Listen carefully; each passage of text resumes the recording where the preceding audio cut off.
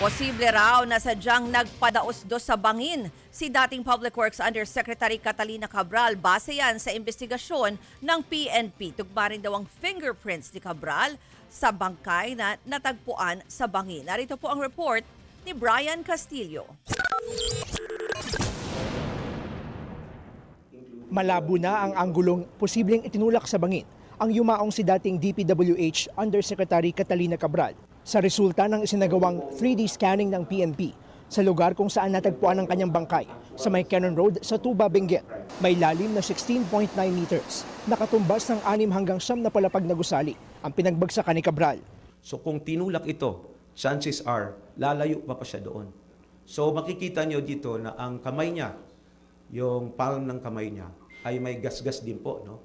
Pati yung likod, may gasgas din po. So ang laki po ng probabilidad na nagpadaos-dos po talaga siya. Sa mga larawang ibinahagi ng PNP, kita ang matinding pinsala sa mga paa ni Cabral. Ang mga paa raw ni Cabral ang unang sumalo sa impact ng pagdaos-dos niya sa bangin, kaya nagkalasog-lasog ito.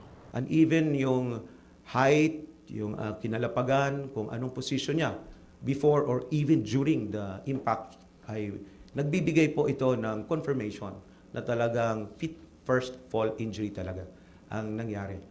Kumpirmado rin sa inilabas na toxicology report na umiinom ng antidepressant drug si Cabral bago siya natagpo ang patay. Hinala ng pulisya, posibleng may epekto ito sa naging pag-iisip ng dating opisyal ng DPWH. Primary actions po ng serotonin reuptake na to, na antipsychotic drugs or antidepressant drug, is pinapakalma po niya yung tao.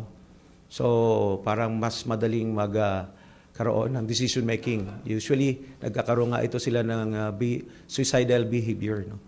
That's why isa ito sa mga tinitingnan, minomonitor ng ating mga doktor. Ayon pa sa PNP Forensic Group, kumpleto at tapos na ang isinagawang DNA test sa labi ni Cabral. Pero sa ngayon, wala pa raw silang hawak na sample mula sa mga kamag-anak nito para magamit sa cross-matching.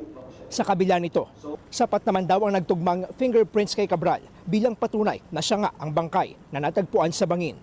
Nagbigay po ang NBI ng standard ng kanilang fingerprint way back 2014, yung computer-generated po nila. At na-match po yon sa ating fingerprint na nakuha sa cadaver. Isa sa ilalim naman ng Ombudsman sa digital forensics exam ang computer ni Cabral para mabigyan linaw ang pagkakasangkot niya sa flood control scandal. Nagbabalita mula sa frontline, Brian Castillo, News 5. Mga kapatid, ako po si Ruth Cabal. Dito tayo sa totoo, dito tayo sa True FM. Mag-follow at mag-subscribe din po kayo sa aming social media accounts at True Network PH. Diyan po yan sa aming X na dating Twitter, sa FB, sa Instagram, sa YouTube, sa TikTok at sa mga podcast. At syempre, tutok din po kayo sa Signal True TV Channel 19.